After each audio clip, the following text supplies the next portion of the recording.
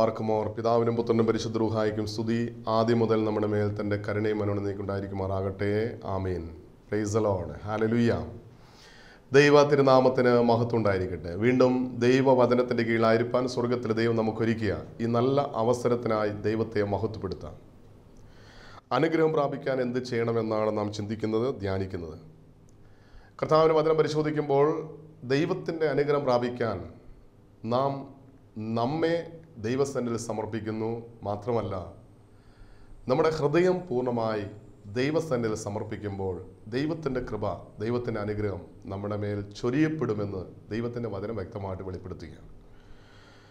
സദൃശ്യവാക്യങ്ങൾ പരിശോധിക്കുമ്പോൾ 23-ാം അധ്യായം 26-ാം വാക്യത്തിൽ കർത്താവിൻ്റെ വചനം ഇങ്ങനെ പറയുന്നു: മകനെ, നിൻ്റെ ഹൃദയം എനിക്ക് തരിക, എൻ്റെ വഴി നിൻ്റെ കണ്ണിന് ഇമ്പമായിരിക്കട്ടെ. ദൈവ വഴിയിലൂടെ അനുഗ്രഹം പ്രാപിക്കാൻ ഒരു വ്യക്തി ചെയ്യുന്ന ഒരു കാര്യമാണ് ആ വ്യക്തിയുടെ ഹൃദയം ദൈവത്തിനായി സമർപ്പിക്കുക. ഇവിടെ ദൈവമായ കർത്താവ് അരുളി ചെയ്യാണ്, നിൻ്റെ ഹൃദയം എനിക്ക് തരിക.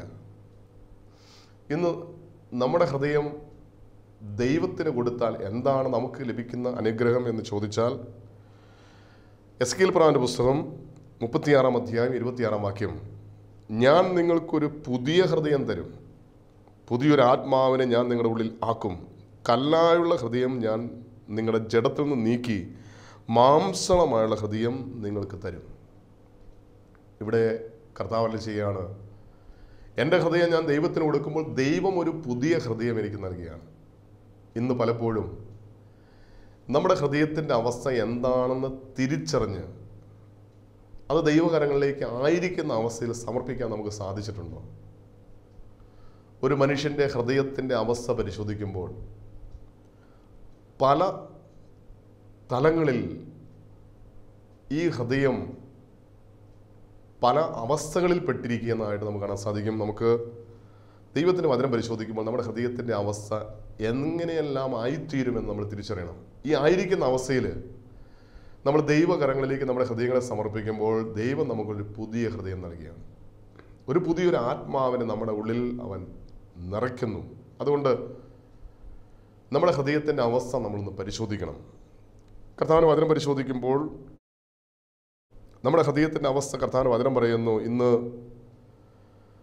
പലരുടെ ഹൃദയം ദുഃഖം നിറഞ്ഞിരിക്കുകയാണ്. കർത്താവായ യേശുക്രിസ്തു തൻ്റെ മരണത്തെയും അടക്കത്തെയും ഉയർത്തെഴുന്നേറ്റ് സ്വർഗത്തിലേക്ക് കയറിപ്പോയതിനെ കുറിച്ചൊക്കെ തൻ്റെ ശിഷ്യന്മാരോട് പറഞ്ഞപ്പോൾ അവരുടെ ഹൃദയം ദുഃഖമായി. അത് കണ്ടുകൊണ്ട് യേശു പറയുന്നൊരു വാക്കുണ്ട്, യോഹന്നാന്റെ സുവിശേഷം 16-ാം അധ്യായം 6-ാം വാക്യം: എങ്കിലും ഇത് നിങ്ങളോട് സംസാരിച്ചുകൊണ്ട് നിങ്ങളുടെ ഹൃദയത്തിൽ ദുഃഖം നിറഞ്ഞിരിക്കുന്നു.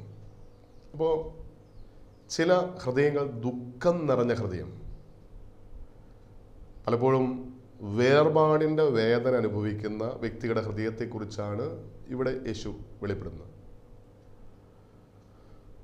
നമ്മുടെ വ്യക്തിപരമായ ജീവിതത്തിൽ നാം പ്രിയപ്പെട്ടവർ നമ്മൾ ജീവിതത്തിൽ നിന്ന് വാങ്ങിപ്പോകുമ്പോൾ നമ്മുടെ ഹൃദയം വേദനിക്കാറുണ്ട്, ദുഃഖിക്കാറുണ്ട്. നാം ആഗ്രഹിച്ച് ലഭിക്കാതെ വരുമ്പോൾ നമ്മുടെ ഹൃദയത്തിന് ദുഃഖമാകാം. നമ്മളെ പലരും കുറ്റപ്പെടുത്തുമ്പോൾ, ഒറ്റപ്പെടുത്തുമ്പോൾ, ഉള്ള കാര്യങ്ങൾ പറഞ്ഞ് പ്രചരിപ്പിക്കുമ്പോൾ, ഇല്ലാത്ത കാര്യങ്ങൾ പറഞ്ഞ് പ്രചരിപ്പിക്കുമ്പോൾ ഇതെല്ലാം നമ്മുടെ ഹൃദയത്തിന് ദുഃഖമായി മാറാം. ഇങ്ങനെ ഓർമ്മ വെച്ച നാൾ മുതൽ ഇന്നു വരെ ദുഃഖം നിറഞ്ഞ, വേദന നിറഞ്ഞ ഹൃദയവുമായിട്ടാണ് നാം ജീവിക്കുന്നതെങ്കിൽ യേശു പറയുകയാണ്, മകനെ, നിൻ്റെ ഈ ദുഃഖം നിറഞ്ഞ ഹൃദയം എനിക്ക് തരിക, ഞാൻ നിനക്കൊരു പുതിയ ഹൃദയം തരും. ദുഃഖങ്ങളില്ലാത്ത, വേദനയില്ലാത്ത, സന്തോഷം നിറഞ്ഞു നിൽക്കുന്ന ഒരു ഹൃദയം ഞാൻ നിനക്ക്, പുതിയൊരു ഹൃദയം ഞാൻ നിനക്ക് തരും. അപ്പോൾ ഇന്ന് അനേകം പേരുടെ ഹൃദയത്തെ പരിശോധിക്കുമ്പോൾ ദുഃഖം തളം കെട്ടിക്കിടക്കുന്ന, ഓർമ്മ വെച്ച നാൾ മുതൽ ഇന്ന് വരെ ഒരു പ്രശ്നം കഴിയുമ്പോൾ അടുത്ത പ്രശ്നം, അത് കഴിയുമ്പോൾ അടുത്ത വിഷയം, അങ്ങനെ ഓരോ വിഷയങ്ങൾ മനസ്സിൽ വേദനയായി, ദുഃഖമായി, ദുഃഖം തളം കെട്ടിക്കിടക്കുന്ന ഈ ഹൃദയം യേശുവിന് വിട്ടുകൊടുക്കുക. മകനെ, നിൻ്റെ ഹൃദയം എനിക്ക് തരിക, ഞാൻ നിനക്കൊരു പുതിയ ഹൃദയം തരാം. വീണ്ടും നമ്മുടെ ഹൃദയത്തെ പരിശോധിക്കുമ്പോൾ അസ്വസ്ഥത നിറഞ്ഞു നിൽക്കുന്ന ഹൃദയം. കർത്താവിൻ്റെ ശിഷ്യന്മാരോട് കർത്താവ് പറയുന്ന ഒരു വാക്കുണ്ട്, വിശുദ്ധ യോഹന്നാന്റെ സുവിശേഷം 14-ാം അധ്യായം 27-ാം വാക്യം: സമാധാനം ഞാൻ നിങ്ങൾക്ക് തന്നേച്ചു പോകുന്നു, എൻ്റെ സമാധാനം ഞാൻ നിങ്ങൾക്ക് തരുന്നു. ലോകം തരുന്ന പോലെയല്ല ഞാൻ നിങ്ങൾക്ക് തരുന്നത്. നിങ്ങളുടെ ഹൃദയം കലങ്ങരുത്, ഭ്രമിക്കുകയുമരുത്. അപ്പോൾ അസ്വസ്ഥപ്പെട്ട് കലങ്ങി മറിഞ്ഞു കിടക്കുന്ന ഹൃദയം, സമാധാനമില്ലാതെ, സന്തോഷമില്ലാതെ, അസമാധാനം നിറഞ്ഞു നിൽക്കുന്ന, കലങ്ങി മറിഞ്ഞു നിൽക്കുന്ന ഹൃദയം. യോഹന്നാൻ സുവിശേഷം 4-ാം അധ്യായം 1-ാം വാക്യത്തിൽ യേശു ഇത് പറയുന്നുണ്ട്. നിങ്ങളുടെ ഹൃദയം കലങ്ങിപ്പോകരുത്, ദൈവത്തിൽ വിശ്വസിപ്പിൻ, എന്നിൽ വിശ്വസിപ്പിൻ. കലങ്ങി മറിഞ്ഞു കിടക്കുന്ന അവസ്ഥയിൽ, ഹൃദയം അസ്വസ്ഥത കൊണ്ട് നിറഞ്ഞിരിക്കുന്ന, വ്യക്തിപരമായി പല പ്രശ്നങ്ങളിൽ ഇടപെട്ട് പല വ്യക്തിപരമായ പ്രശ്നങ്ങൾ, കുടുംബ പ്രശ്നങ്ങൾ, ജീവിത പ്രശ്നങ്ങൾ, ഔദ്യോഗികമായ ജോലി മേഖലയുടെ പ്രശ്നങ്ങൾ, ബിസിനസ് പരമായിട്ടുള്ള കാര്യങ്ങൾ, പ്രശ്നങ്ങൾ, ഇങ്ങനെയുള്ള കുറേ പ്രശ്നങ്ങൾ വന്ന് ഹൃദയം കലങ്ങി മറിഞ്ഞു കിടക്കുന്ന ഒരവസ്ഥ. യേശു പറയാണ്, മകനെ, നിന്റെ ഈ കലങ്ങി മറിഞ്ഞ ഹൃദയം ഉണ്ടല്ലോ, എനിക്ക് തരിക, ഞാൻ നിനക്കൊരു പുതിയ ഹൃദയം നൽകാം. നമ്മുടെ ഹൃദയത്തിൻ്റെ അവസ്ഥ എന്താണെന്ന് നാം തിരിച്ചറിഞ്ഞ് ആയിരിക്കുന്ന അവസ്ഥയിൽ യേശുവിൻ്റെ കരങ്ങളിലേക്ക് ഏൽപ്പിച്ചു കൊടുക്കാൻ കർത്താവ് ആഗ്രഹിക്കുകയാണ്. വീണ്ടും ചില ഹൃദയങ്ങൾ പരിശോധിക്കുമ്പോൾ വഞ്ചന നിറഞ്ഞ ഹൃദയമാണ്. വഞ്ചന നിറഞ്ഞ ഹൃദയം. ആ വ്യക്തിയുടെ ഹൃദയം നിന്ന് പുറപ്പെടുന്ന വാക്കുകളും പ്രവൃത്തികളെല്ലാം വഞ്ചന നിറഞ്ഞായിരിക്കും. അതുകൊണ്ട് അതിനെക്കുറിച്ച് കർത്താവ് അതിനെങ്ങനെ പഠിപ്പിക്കുന്നത്, ലൂക്കോസിൻ്റെ രക്ഷാസുവിശേഷം 6-ാം അധ്യായം 45 വാക്യം. നല്ല മനുഷ്യൻ തൻ്റെ നല്ല ഹൃദയത്തിലെ നല്ല നിക്ഷേപം നല്ലത് പുറപ്പെടുവിക്കുന്നു, ദുഷ്ടൻ ദോഷമാതിൽ നിന്ന് ദോഷം പുറപ്പെടുവിക്കുന്നു. ഹൃദയത്തിൽ നിറഞ്ഞ് കവിയുന്നല്ലോ വായി സംസാരിക്കുന്നു. വഞ്ചന പ്രവർത്തിക്കുക, വഞ്ചന സംസാരിക്കുക. എന്തുകൊണ്ടാണ് വഞ്ചന പ്രവർത്തിക്കുന്നു, വഞ്ചന സംസാരിക്കുന്നു? ഹൃദയം മുഴുവൻ വഞ്ചനയാണ്, ദുഷിച്ചതാണ്. ഹൃദയത്തിൽ വഞ്ചന ഉണ്ടെങ്കിൽ വഞ്ചന നാവിലൂടെ, പ്രവൃത്തിയിലൂടെ പുറത്തു വരും. വഞ്ചന നിറഞ്ഞ ഹൃദയമാണ് നമ്മുടെ ഹൃദയം. യേശു പറയാം, മകനെ, നിന്റെ വഞ്ചന നിറഞ്ഞ ഹൃദയം ഉണ്ടല്ലോ, എനിക്ക് തരിക, ഞാൻ നിന്നെ ഒരു പുതിയ ഹൃദയം നൽകാം. വീണ്ടും നമ്മുടെ ഹൃദയത്തെ ഒന്ന് പരിശോധിക്കുമ്പോൾ ചില ഹൃദയങ്ങൾ കഠിന ഹൃദയമാണ്. ഇബ്രാഹിം ലേഖനം 3-ാം അധ്യായം 8-ാം വാക്യത്തിൽ കർത്താവിന് വചനം പറയുന്നു, ഇന്ന് നിങ്ങൾ അവൻ്റെ ശബ്ദം കേൾക്കുന്നുവെങ്കിൽ മരുഭൂമിയിൽ വെച്ച് പരീക്ഷാ ദിവസത്തിലെ മത്സരത്തിൽ എന്ന പോലെ നിങ്ങളുടെ ഹൃദയം കഠിനമാക്കരുത്. ദൈവശബ്ദം കേൾക്കുമ്പോൾ കഠിനമാകുന്ന ഹൃദയം, അതായത് ദൈവം മുഖത്ത് നോക്കി നീ ചെയ്യുന്ന പാപമാണ്, നീ ചെയ്യുന്ന തിന്മയാണ്, നീ അത് ഉപേക്ഷിക്കണം, നീ അത് വെറുത്തുപേക്ഷിക്കണം, നീ ആ പാപത്തെ കുടഞ്ഞ് കളയണമെന്ന് ദൈവത്തിൻ്റെ പരിശുദ്ധാത്മാവ് മുഖത്ത് നോക്കി സംസാരിക്കുമ്പോൾ, ഞാൻ ചെയ്യുന്ന തെറ്റാണ്, വഞ്ചനയാണ്, പാപമാണെന്നൊക്കെ തിരിച്ചറിഞ്ഞിട്ടും അത് ഉപേക്ഷിക്കാൻ കഴിയാത്ത ഹൃദയം, ഇതാണ് കഠിന ഹൃദയം. അനുതാപമില്ലാത്ത ഹൃദയം, വഞ്ചന നിറഞ്ഞ ഹൃദയം. അതായത് മനുഷ്യരെയും ദൈവത്തെയും ഭയമില്ലാത്ത കഠിന ഹൃദയം, അനുതാപമില്ലാത്ത ഹൃദയം. എത്രയോ വർഷമായി നമ്മൾ ദൈവസ്വരം കേൾക്കാൻ തുടങ്ങിയിട്ട്, ദൈവത്തിൻ്റെ സുവിശേഷം കേൾക്കാൻ തുടങ്ങി. ഇന്നും വെറുത്തുപേക്ഷിക്കാൻ കഴിയാത്ത ചില സ്വഭാവ വൈകല്യങ്ങൾ നമ്മളില്ലേ? വ്യക്തിപരമായി ഉപേക്ഷിക്കാൻ കഴിയാത്ത ചില വൈകല്യങ്ങൾ, ചില സ്വഭാവങ്ങൾ, ചില പാപ സ്വഭാവങ്ങൾ. ഇങ്ങനെയുള്ള വ്യക്തിയുടെ ഹൃദയത്തെക്കുറിച്ചാണ് പറയുന്നത് കഠിന ഹൃദയം. എത്ര കേട്ടാലും, ദൈവം എത്ര പരീക്ഷകൾ ജീവിതത്തിൽ നൽകിയാലും, ശോധനകൾ നൽകിയാലും, എന്നിട്ടും ഹൃദയം കഠിനമാക്കി. ഫറവോൻ്റെ ഹൃദയത്തെക്കുറിച്ച് വചനം പറയുന്നത്, അവൻ്റെ ഹൃദയം കഠിനമായിരുന്നു. അപ്പോൾ ഇതുപോലെ കഠിന ഹൃദയമുള്ള നമ്മുടെ ഈ ഹൃദയം എത്ര ദൈവവചനം കേട്ടിട്ടും, എത്രമാത്രം ദൈവം മുഖത്തോക്കി സംസാരിച്ചിട്ടും അനുസരിക്കാൻ കഴിയാത്ത, വിധേയപ്പെടാൻ കഴിയാത്ത, അനുദപിക്കാൻ കഴിയാത്ത, മത്സരിക്കുന്ന ഹൃദയം, ദൈവത്തോട് മത്സരിക്കുന്ന ഹൃദയം, ഈ കഠിന ഹൃദയം യേശുവിൻ്റെ കരങ്ങളിലേക്ക് കൊടുത്ത് യേശു പറയുകയാണ്, നിൻ്റെ ഈ കഠിന ഹൃദയം ഉണ്ടല്ലോ, മകനെ, നിൻ്റെ ഹൃദയം എനിക്ക് തരിക, ഞാൻ നിനക്കൊരു പുതിയ ഹൃദയം നൽകും. മാംസളമായ ഹൃദയം, മൃദുവായ ഹൃദയം, എൻ്റെ ആത്മാവിനെ ഞാൻ നിൻ്റെ ഉള്ളിലാക്കും എന്ന് കർത്താവ് അരുളി ചെയ്യുകയാണ്. വീണ്ടും ഹൃദയത്തെ പരിശോധിക്കുമ്പോൾ ചിലരുടെ ഹൃദയം അന്ധകാരം നിറഞ്ഞിരിക്കുക. റോമലേഖനം 1-ാം അധ്യായം അതിൻ്റെ 21-ാമത്തെ വാക്യത്തിൽ പറയുന്നു, അവർ ദൈവത്തെ അറിഞ്ഞിട്ടും അവനെ ദൈവമെന്നോർത്ത് മഹത്വീകരിക്കുകയോ നന്ദി കാണിക്കുകയോ ചെയ്യാതെ തങ്ങളുടെ നിരൂപണത്തിൽ വ്യർത്ഥരായി തീരുകയും അവരുടെ വിവേകമില്ലാത്ത ഹൃദയം ഇരുണ്ടുപോയി. ഇത് മാനസാന്തരപ്പെട്ട വ്യക്തികളെക്കുറിച്ചാണ് കർത്താവ് പറയുന്നത്. അവർ ദൈവത്തെ അറിഞ്ഞു, സത്യം എന്താണ് തിരിച്ചറിഞ്ഞു, പാപം എന്താണ് തിരിച്ചറിഞ്ഞു, ദൈവം ആരാണ് തിരിച്ചറിഞ്ഞു. ഇതെല്ലാം അറിഞ്ഞിട്ടും അത് അറിയാത്തവനെ പോലെ ജീവിക്കുക. അതായത് മാനസാന്തരപ്പെട്ടിട്ടും അന്ധകാരത്തിൽ ജീവിക്കുന്ന വ്യക്തികളെക്കുറിച്ചാണ് ഇവിടെ. ഹൃദയം അന്ധകാരം. ആ വ്യക്തിയുടെ മേൽ ആധിപത്യം എടുത്തിരിക്കുന്ന പിശാചാണ്.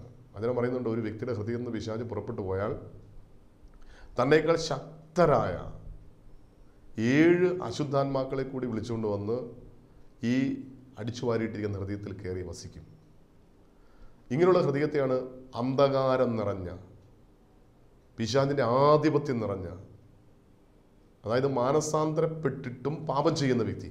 യേശു പറയാം, മകനെ, നിന്റെ ഈ അന്ധകാരം നിറഞ്ഞ ഹൃദയം ഉണ്ടല്ലോ, അതെനിക്ക് തരിക, ഞാൻ നിനക്കൊരു പുതിയ ഹൃദയം തരാം. വീണ്ടും വചനം പറയുകയാണ്, ചില വ്യക്തിയുടെ ഹൃദയം അശുദ്ധമായ ഹൃദയം, പാപം നിറഞ്ഞ ഹൃദയം. ഉൽപ്പത്തി പുസ്തകം 6-ാം അധ്യായം 5-ാം വാക്യത്തിൽ കർത്താവ് അതിനെങ്ങനെ പറയുന്നു, ഭൂമിയിൽ മനുഷ്യൻ്റെ ദുഷ്ടത വലിയതെന്നും അവൻ്റെ ഹൃദയ വിചാരങ്ങൾ നിരൂപണം ഒക്കെയും എല്ലായ്പ്പോഴും ദോഷമുള്ളത്ര എന്തെയും കണ്ടു.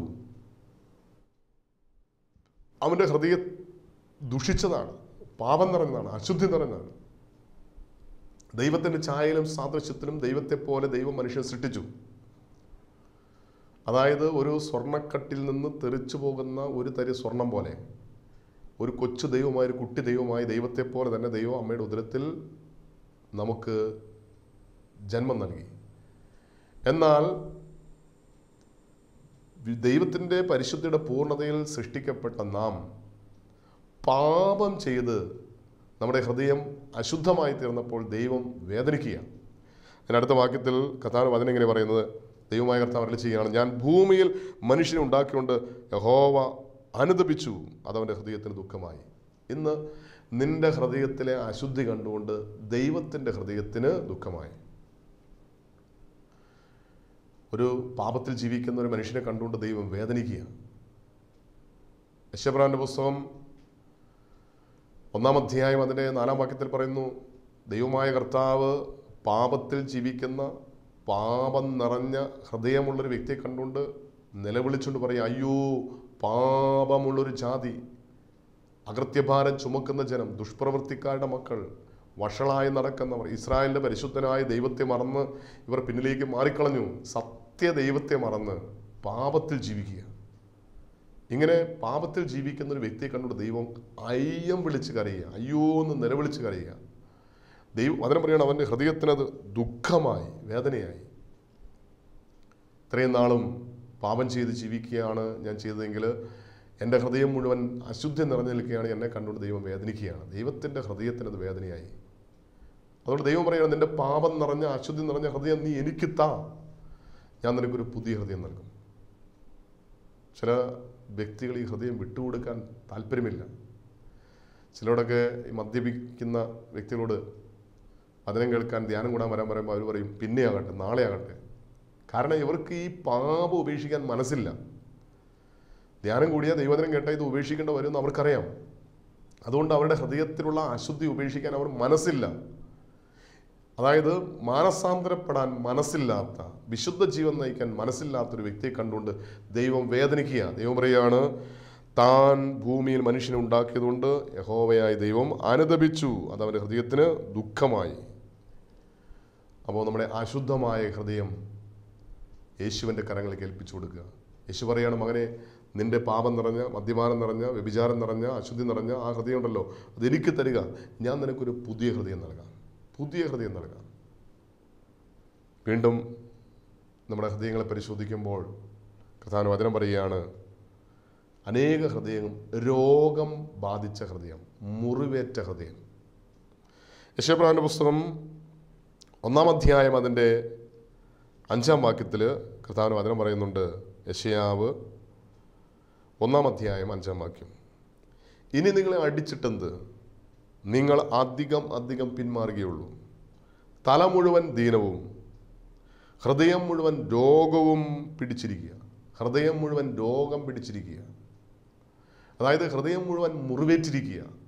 അതിനടുത്ത വാക്യം വായിക്കുമ്പോൾ കാണാൻ സാധിക്കും, അടിതൊട്ട് മുടി വരെ ഒരു സുഖവുമില്ല, മുറിവും ചതവും പഴുത്ത വ്രണവും മാത്രമേ ഉള്ളൂ. അവയെ ഞെക്കിക്കഴിയിട്ടില്ല, വെച്ച് കെട്ടിയിട്ടില്ല, എണ്ണ പുരട്ടി ശമിപ്പിച്ചിട്ടില്ല. ഒരു മനുഷ്യൻ്റെ ഹൃദയത്തെക്കുറിച്ച് കർത്താവിന് വചനം പറയുകയാണ്. നമ്മൾ നോക്കുമ്പോൾ, പുറമേ നോക്കുമ്പോൾ ഒരു കുഴപ്പമില്ല. നല്ല സുന്ദരൻ ആയ സുന്ദരിയായ നമ്മെ കാണുമ്പോൾ മറ്റുള്ളവർ ഒരു കുറവും നമ്മളെക്കുറിച്ച് പറയാനില്ല. പക്ഷെ നമ്മുടെ ഹൃദയത്തിലേക്ക് നോക്കുമ്പോൾ വചനം പറയുകയാണ്, ഹൃദയം മുഴുവൻ രോഗം ബാധിച്ചിരിക്കുക, മുറിവും ചതവും പഴുത്ത വ്രണവും മാത്രമേ ഉള്ളൂ. അത് ഞെക്കി കഴിയിട്ടില്ല, വെച്ച് കെട്ടിയിട്ടില്ല, എണ്ണ പുരട്ടി ശമിപ്പിച്ചിട്ടില്ല. അതായത് നമ്മുടെ ഹൃദയത്തിൻ്റെ അവസ്ഥ കണ്ടുകൊണ്ട് ദൈവം പറയുക, ചീഞ്ഞു നാറുന്ന ഹൃദയം. ഇപ്പം നമ്മുടെ ശരീരത്തിൽ ഒരു മുറിവുണ്ടായാൽ ആ മുറിവ് കഴുകി കെട്ടുന്നില്ലെങ്കിൽ ഉറപ്പാണ് ആ മുറിവ് വ്രണമായി മാറും. എൻ്റെ കയ്യിലൊരു മുറിവുണ്ടായാൽ ആ മുറിവ് ഞാൻ കഴുകി കെട്ടുന്നില്ലെങ്കിൽ അത് എനിക്ക് വ്രണമായി മാറും. ആ വ്രണം കുറച്ച് കാലം കഴിയുമ്പോൾ ആദ്യം എനിക്ക് ചീഞ്ഞ് നാറാൻ തുടങ്ങും. കുറേ കഴിയുമ്പോൾ ഞാനുമായിട്ട് ബന്ധപ്പെടുന്ന എല്ലാവർക്കും നാറ്റം വയ്ക്കാൻ തുടങ്ങും. ശരീരത്തിലൊരു മുറിവുണ്ടായാൽ ഇതാണ് അവസ്ഥയെങ്കിൽ ഇതുപോലെ തന്നെയാണ് ഹൃദയത്തിനുണ്ടാകുന്ന മുറിവ്. അതായത് ഒരു മനുഷ്യൻ്റെ ഹൃദയത്തിനുണ്ടാകുന്ന മുറിവ്, ഓർമ്മ വെച്ച നാൾ മുതൽ ഇന്ന് വരെ നമ്മുടെ ഹൃദയത്തിനുണ്ടായ മുറിവ് നാം കഴുകി കെട്ടുന്നില്ലെങ്കിൽ, അത് വെച്ച് കിട്ടുന്നില്ലെങ്കിൽ, ആ മുറിവ് ഉണക്കുന്നില്ലെങ്കിൽ ആ മുറിവ് എനിക്കും മറ്റുള്ളവർക്കും വേദനയായി മാറും. ഇന്ന് നാം വ്യക്തിപരമായിട്ട് നമ്മുടെ ഹൃദയത്തെ ഒന്ന് ശോധന ചെയ്യണം. എൻ്റെ ഹൃദയം മുറിവേറ്റ ഹൃദയമാണോ? എൻ്റെ ഹൃദയം മുറിവേറ്റ ഹൃദയമാണോ എന്നറിയാൻ ഒറ്റ വഴിയുള്ളൂ, ഞാൻ മറ്റുള്ളവർക്ക് മുറിവ് നൽകുന്ന വ്യക്തിയാണോ? നമ്മൾ സാധാരണ പറയാറുണ്ട്, മുറിവേറ്റ മൃഗം മറ്റുള്ളവരെ മുറിപ്പെടുത്തും.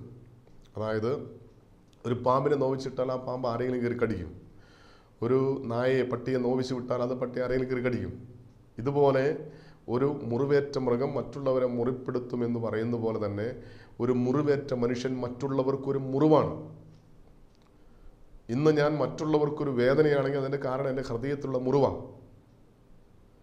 ഞാൻ എൻ്റെ മാതാപിതാക്കൾക്ക്, എൻ്റെ ജീവിത പങ്കാളിക്ക്, എൻ്റെ മക്കൾക്ക് ഒരു തലവേദനയാണെങ്കിൽ, മറ്റുള്ളവർക്ക് ഞാനൊരു വേദനയാണെങ്കിൽ അതിൻ്റെ കാരണം എൻ്റെ ഹൃദയം മുഴുവൻ മുറിവേറ്റിരിക്കുക. മുറിവും ചതവും പഴുത്ത വ്രണവും മാത്രമേ ഉള്ളൂ. ഞെക്കി കഴിയിട്ടില്ല, വെച്ച് കെട്ടിയിട്ടില്ല, എണ്ണ പുരട്ടി ശമിപ്പിച്ചിട്ടില്ല.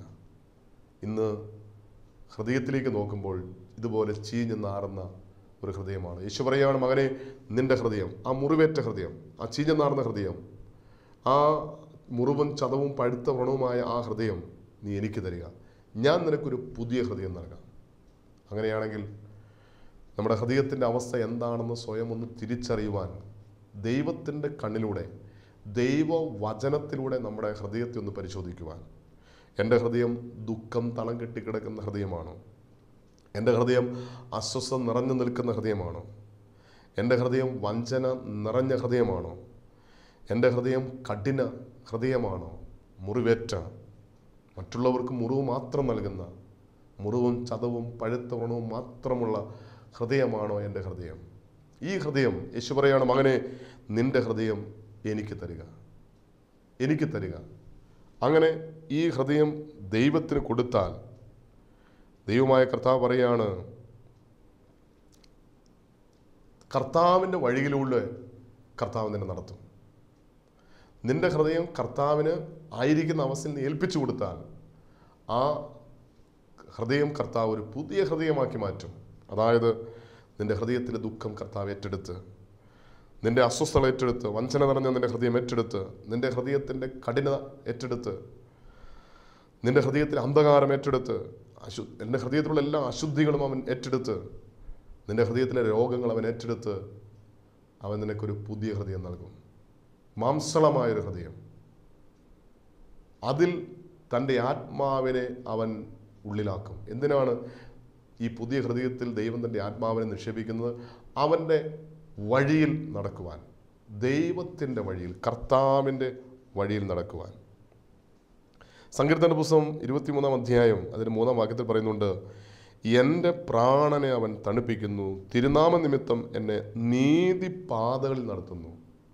ഈ ഹൃദയം ദൈവത്തിന് കൊടുക്കുന്ന എന്തിനാണ്? അവൻ്റെ ആത്മാവിനെ നിക്ഷേപിക്കാനും നീതിപാതകളിൽ നടക്കുവാനും. ഇന്ന് നമ്മുടെ വഴി നീതിപാതകളിലൂടെയാണോ എന്ന് നമ്മൾ സ്വയം പരിശോധിക്കണം. വീണ്ടും കർത്താവിന്റെ വചനം പറയുന്നുണ്ട്, ഈ പുതിയ ഹൃദയം ദൈവം നമുക്ക് നൽകി എന്തിനാണ്? നേർവഴിയിൽ, ചൊവ്വുള്ള വഴിയിൽ നടക്കാൻ വേണ്ടിയാണ്. 1 ശമൂവേൽ 12:21 പറയുന്നു, ഞാനോ നിങ്ങൾക്ക് വേണ്ടി പ്രാർത്ഥിക്കാതിരുന്നതിനാൽ യഹോവയോട് പാപം ചെയ്യാൻ ഇടവരരുതേ, ഞാൻ നിങ്ങൾക്ക് നല്ലതും ചൊവ്വുള്ളതുമായ വഴി ഉപദേശിക്കും. അപ്പം നേരായ വഴിയിലൂടെ യാത്ര ചെയ്യണമെങ്കിൽ ഈ ഹൃദയത്തിൻ്റെ അവസ്ഥ മാറണം. ഈ പാപം നിറഞ്ഞ, അശുദ്ധ നിറഞ്ഞ, വഞ്ചന നിറഞ്ഞ ഈ ഹൃദയം മാറി ഒരു പുതിയ ഹൃദയമായി മാറുമ്പോൾ നേർവഴിയിലൂടെ യാത്ര ചെയ്യുവാൻ ദൈവം നമ്മെ സഹായിക്കും. കർത്താവിൻ്റെ വഴിയിൽ നമുക്ക് യാത്ര ചെയ്യാൻ സാധിക്കും. വീണ്ടും അതിനെ പരിശോധിക്കുമ്പോൾ ഈ ഹൃദയം ഒരു പുതിയ ഹൃദയമായി മാറുമ്പോൾ വിശ്വാസത്തിൻ്റെ വഴിയിലൂടെ ദൈവം നമ്മെ നടത്തും. എഫേസ്യ ലേഖനം 2:8 പറയുന്നു, കൃപയാലല്ലോ വിശ്വാസം വഴി നിങ്ങൾ രക്ഷിക്കപ്പെട്ടിരിക്കുന്നു. അപ്പം രക്ഷയുടെ മാർഗത്തിലേക്ക് വിശ്വാസത്തിൻ്റെ വഴിയിലൂടെ യാത്ര ചെയ്യുവാൻ ഒരു പുതിയ ഹൃദയം നമുക്ക് ആവശ്യമാണ്. ഒരു പുതിയ ഹൃദയം അവനെ വിശ്വാസത്തിൻ്റെ വഴിയിലൂടെ രക്ഷയിലേക്ക് നയിക്കുന്നു എന്ന് കർത്താവിന്റെ വചനം പറയുക. വീണ്ടും ഒരു വ്യക്തിയുടെ ഹൃദയം പുതുതായി മാറിയാൽ, പരിശുദ്ധാത്മാവിൻ്റെ നിറവിൽ നയിക്കപ്പെട്ടാൽ, വചനം പറയുകയാണ്, അവൻ സത്യത്തിൻ്റെ വഴിയിലൂടെ നടക്കും. സങ്കീർത്തന പുസ്തകം 86:11 കർത്താവിന്റെ വചനം പറയുന്നുണ്ട്, യഹോവേ നിന്റെ വഴി എനിക്ക് കാണിച്ചു തരണമേ, എന്നാൽ ഞാൻ നിന്റെ സത്യത്തിൽ നടക്കും. സത്യത്തിൻ്റെ വഴിയിലൂടെ നടക്കാൻ, ഇടം വലം തിരിയാതെ നേർവഴിയിൽ സത്യത്തിൻ്റെ വഴിയിലൂടെ നടക്കുവാൻ ഒരു പുതിയ ഹൃദയം ആവശ്യമാണ്. വീണ്ടും കർത്താവിന്റെ വചനം പരിശോധിക്കുമ്പോൾ അബ്രഹാമിനെ കുറിച്ച് കർത്താവ് പറയുന്നത് ഇങ്ങനെയുണ്ട്, അവൻ കർത്താവിൻ്റെ വഴിയിൽ അവൻ നടക്കേണ്ടതിന് അവനെ തിരഞ്ഞെടുത്തു. അബ്രഹാമിനെ ദൈവം തിരഞ്ഞെടുത്തത് ഉൽപ്പത്തി പുസ്തകം 18:19 വായിക്കുമ്പോൾ അബ്രഹാമിനെ ദൈവം തിരഞ്ഞെടുത്ത് എന്തിനാണ് ദൈവം പറയുക? കർത്താവിൻ്റെ വഴിയിലൂടെ നടക്കാൻ, ദൈവ വഴിയിലൂടെ നടക്കുവാൻ. അപ്പോൾ ദൈവം നമ്മളെ തിരഞ്ഞെടുത്ത് നമുക്ക് നമ്മുടെ വഞ്ചന നിറഞ്ഞ, അശുദ്ധി നിറഞ്ഞ, പാപം നിറഞ്ഞ, ഇരുട്ടുള്ള, അന്ധകാരം നിറഞ്ഞ ഈ ഹൃദയം ഏറ്റെടുത്തൊരു പുതിയ ഹൃദയം നൽകി ദൈവ വഴിയിലൂടെ, ദൈവത്തിൻ്റെ ചട്ടങ്ങളിലൂടെ, ദൈവത്തിൻ്റെ കൽപ്പനകളിലൂടെ, ദൈവത്തിൻ്റെ വഴിയിലൂടെ നടക്കുവാൻ ദൈവം നമ്മളെ തിരഞ്ഞെടുത്തിരിക്കുകയാണ്. വീണ്ടും കർത്താവിന്റെ വചനം പറയുന്നു, ജീവവൃക്ഷത്തിൻ്റെ അരികിലേക്കുള്ള വഴിയാണ് ദൈവം നമുക്കൊരു പുതിയ ഹൃദയം നൽകുന്നത്. ജീവവൃക്ഷത്തിൻ്റെ അരികിലേക്കുള്ള വഴിയിലൂടെ യാത്ര ചെയ്യാൻ വേണ്ടിയാണ്. ഉൽപ്പത്തി പുസ്തകം 3:24 പറയുന്നു, അങ്ങനെ അവൻ മനുഷ്യനെ ഇറക്കിക്കളഞ്ഞു, ജീവന്റെ വൃക്ഷത്തിങ്കിലേക്കുള്ള വഴി കാപ്പാൻ അവൻ ഏദൻ തോട്ടത്തിന് കിഴക്ക് കെരൂബുകളെ തിരിഞ്ഞുകൊണ്ടിരിക്കുന്ന വാളിൻ്റെ ജ്വാലയുമായി നിർത്തി. ഇവിടെ ഏദൻ തോട്ടത്തിൽ നിന്ന് ആദാമിനെ ഹവ്വയെ പുറത്താക്കിയിട്ട് ദൈവം ഏദൻ തോട്ടത്തിൽ കാവൽ നിർത്തി. എന്തിനാണെന്ന് കർത്താവിന്റെ വചനം പറയുകയാണ്, ജീവന്റെ വൃക്ഷത്തിലേക്കുള്ള വഴി കാപ്പാൻ. ഈ ജീവന്റെ വൃക്ഷം എന്ന് പറയുന്നത് കർത്താവായ യേശുക്രിസ്തുവാണ്. അപ്പോൾ യേശുവിൻ്റെ വഴിയിലൂടെ, യേശുക്രിസ്തുവാകുന്ന വഴിയിലൂടെ യാത്ര ചെയ്യുവാൻ നമുക്കൊരു പുതിയൊരു ഹൃദയം ദൈവം നൽകിയിരിക്കുകയാണ്. വീണ്ടും എന്തിനാണ് ഈ പുതിയ ഹൃദയം ദൈവം നമുക്ക് നൽകുന്നത്? പിതാവിലേക്ക്, സ്വർഗത്തിലേക്കുള്ളൊരു വഴിയാണ് ദൈവം ഇതിലൂടെ നമുക്ക് വേണ്ടി ഒരുക്കിയിരിക്കുന്നത്. അതായത് യേശു പറഞ്ഞു, യോഹന്നാന്റെ രക്ഷാസുവിശേഷം 14:6 യേശു പറഞ്ഞു, ഞാൻ തന്നെ വഴിയും സത്യവും ജീവനുമാകുന്നു, ഞാൻ മുഖാന്തരമല്ലാതെ ആരും പിതാവിൻ്റെ അടുക്കലെത്തുന്നില്ല. പിതാവിലേക്കുള്ളൊരു വഴി ദൈവം നമുക്ക് വേണ്ടി ഒരുക്കിയിരിക്കുകയാണ്. അപ്പോൾ നമുക്ക് എന്തിനാണ് ഈ പുതിയ ഹൃദയം നൽകുന്നത്? ഈ പിതാവിലേക്കുള്ള വഴിയിലൂടെ യാത്ര ചെയ്യുവാൻ.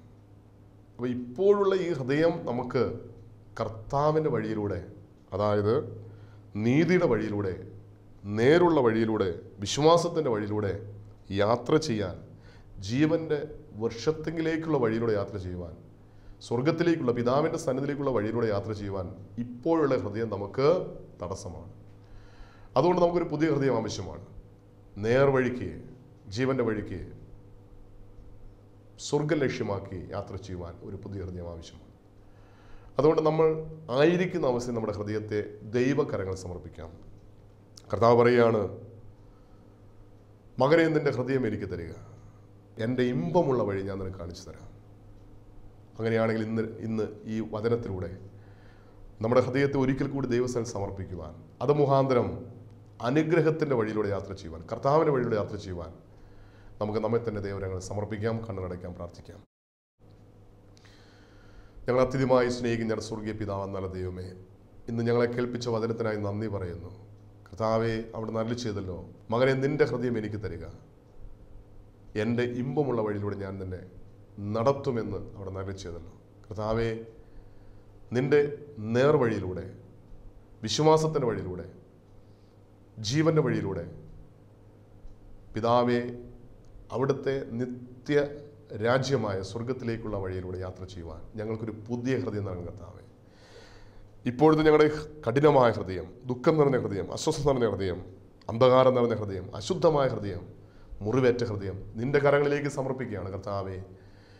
ഇപ്പോൾ ഞങ്ങളുടെ ഹൃദയത്തിൻ്റെ അവസ്ഥ നീ കണ്ടിരിക്കുക, നന്ദി പറയുന്നു കർത്താവെ. ഞങ്ങൾക്ക് വേണ്ടി മുറിക്കപ്പെട്ട അവിടുത്തെ തിരുമുറിൽ നൊഴിയുന്ന തിരുരക്തത്താൽ ഞങ്ങളുടെ ഹൃദയത്തെ ഒന്ന് കഴുകണം കർത്താവെ. ഞങ്ങൾക്കൊരു പുതിയ ഹൃദയം നൽകണമേ കർത്താവെ.